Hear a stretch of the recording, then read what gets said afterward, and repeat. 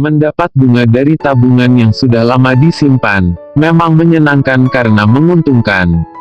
Dahulu masyarakat menabung di bank, karena mengincar bunga tabungan yang diharapkan dapat menambah saldo tabungannya, ketimbang hanya menabung di celengan. Kini, suku bunga tabungan rendah, telah diterapkan perbankan nasional, umumnya berada di kisaran 0-1%, bergantung jumlah saldo tabungan di rekening. Karena sudah sentuh angka 0%, artinya tabungan berisiko merugi, mengingat masih ada biaya admin bank, juga tergerus inflasi. Uang kita dapat semakin lama makin habis kalau dibiarkan di bank.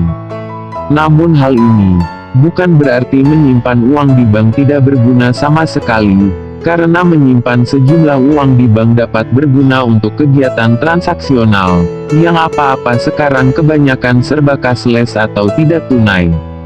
Direktur BCA Haryanto Tiara menjelaskan saat konferensi pers di ISBSD Tangerang.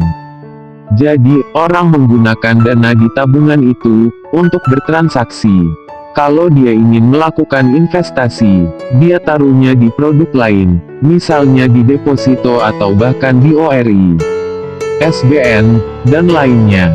Lalu, bagaimana bila kita punya sejumlah uang yang relatif lumayan banyak, dan ingin bertambah nilainya? Tempat penyimpanan uang yang menarik apa saja yang bisa dilirik? Berikut infonya. Deposito. Kita bisa mengecek deposito atau simpanan yang dimiliki berbagai bank, serta membandingkan berapa besar bunga yang ditawarkan.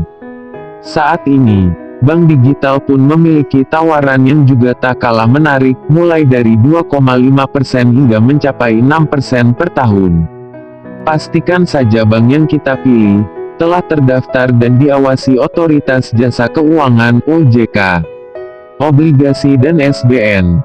Obligasi merupakan surat utang yang bisa dikeluarkan pemerintah, perusahaan swasta, maupun pihak lain yang lagi membutuhkan pendanaan.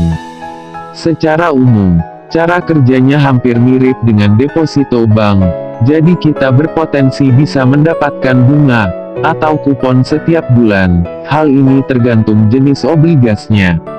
Kita bisa pantengin akun media sosial Kementerian Keuangan, misalnya, untuk mengetahui kapan diterbitkannya ORI.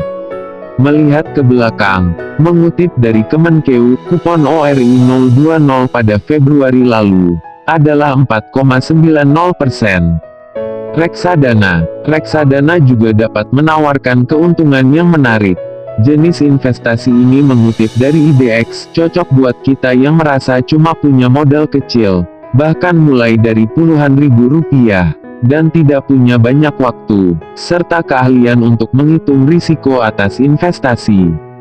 Reksadana dapat dibedakan menjadi reksadana pasar uang (RDPU), reksadana pendapatan tetap (RDPT), reksadana saham, dan reksadana campuran.